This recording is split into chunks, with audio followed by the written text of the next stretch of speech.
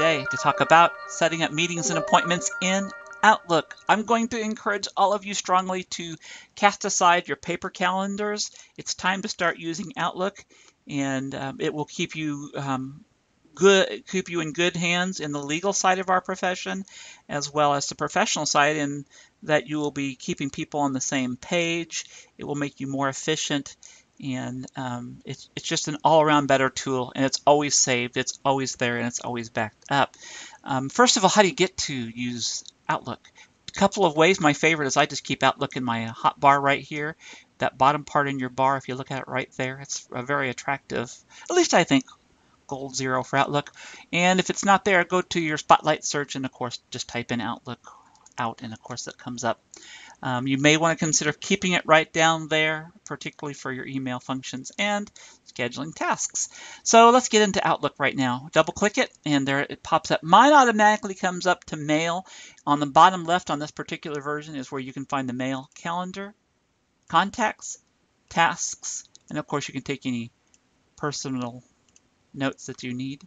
And of course there's the calendar. That's the thing we want. We have options to begin this creation of an appointment or meeting. I can just double click on the day. I'm going to schedule on August 10th, or I can just click appointments right here in the upper hotbar. We'll get to meetings later, but let's schedule an appointment. And the subject will be Meet with Aliens. And of course, space aliens might need some assistance. Maybe they've landed and want to send their kids to our schools here on the slope. And let me see, location will be IPK. And everything in IPK, those of us who know IPK, happens in P142, so I'll put that down there. Now I need a time. If it's an all-day affair, I won't touch this. That means it'll come up on my calendars all day. But today we're going to have, oh, there's the all day. And today, of course, we're going to have a set time. And I'm going to meet with those parents by highlighting that time at 10. Let me see. Yep, 10 works better. 10:35 a.m. And let's say that will end at 1:05 p.m. And there you go. That's a long meeting, isn't it? 2.5 hours. Wow. I will put it in a category. These are my set categories. That will be a different training, but I like to have my own categories. You can edit them there or add them on your own. Eventually, I believe the district will have set categories. And this is a conference, so I'll say conferences. If I need to make a note right here, I could say alien parent meeting. Maybe we will talk to the alien parents about the expectations of the culture here in Barrow as well as the school. So I'm ready. I'm done. I just have to hit save and close, and voila, there it is. I can also go back into it and say I need a reminder. I want to know about that meeting maybe 30 minutes before or 2 hours before. And to me, I always like to know the morning of, so I go up about 6 hours. You can keep on scrolling down, of course, and you can have days, weeks, whatever you like. So, and of course you can tap back into this and do anything you want.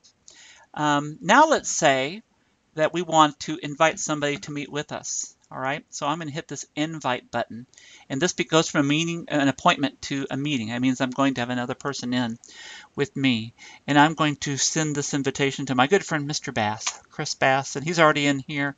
So Chris Bass, CHRIS.BASS. This will send it to him. I can make any notes to him. And of course, this is a scheduling assistant. We'll talk about that some other time, but it shows the blocked off time that we will do that. And I will send this to Chris. Chris has a choice. Mr. Bass has a choice to accept it. It will automatically add it to his calendar. Make it tentative, meaning I'm going to try, I might be able to, or decline it. And he can also send me a message saying, look, I can't do that. I'm really busy. So I'll hit send. And in a little bit, I will hear some information, hopefully from Mr. Bass. It may take him some time. He may not be looking at his email. And of course, I can go back to any of these all throughout the entire year and add and take away. I actually have the district calendar. I can add birthdays.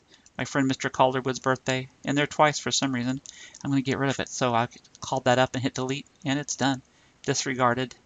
And anyway, it's a really great, useful, valuable tool. I will encourage you all to use it, and Find somebody who's an expert in your building. Your site techs are always good, or email me and I can walk you through this all over again. Thanks for viewing this little primer on how to use Microsoft Outlook for scheduling meetings and appointments.